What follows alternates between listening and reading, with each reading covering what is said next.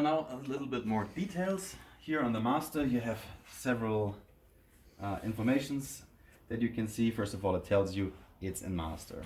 The network is active and the PD output added PD system is armed. Then you have here the battery status. It says it's charged with 2 of 5 bars. Then you have the channel which the device is currently on, and it tells you that its temperature is okay. If it would stand in a desert in the hot sun at noon, then it could get very hot, and the device is capable of telling you if it would get too hot. Okay, then in case it ever gets too hot, which is not happening very likely, you just have to put it in a little shadow and everything will be alright. Then here over at the slave. The slave display tells us, first of all, the slave, then which slave number it has. You can have on each channel up to 12 slaves. So you can make the slaves to slave, you can put the slaves to slave number 1 to 12.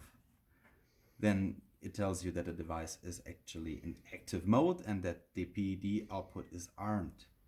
And that the battery is 5 of 5, the channel is 1, and temperature is also okay. Now, I told you here this one is the enable, the ARM key. Let's say I put this to 0. Then you see that the output is not powered anymore, and also that here it tells you the key blocks.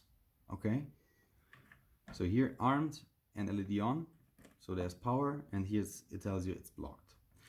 If the device is not active, so I go over here and deactivate PD from the Raptor.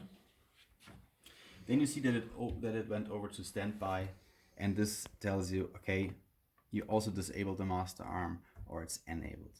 So it's dependent. If it's in standby, it tells you enabled, disabled. If you are active, it tells you that this thing is blocking or that PD is armed. So now let me show you what a spotter could do for additional safety. I arm the system again. At the moment it tells you it's blocked. As I said, if I turn over here, the PD is armed, but alternatively you can also go here to the second position.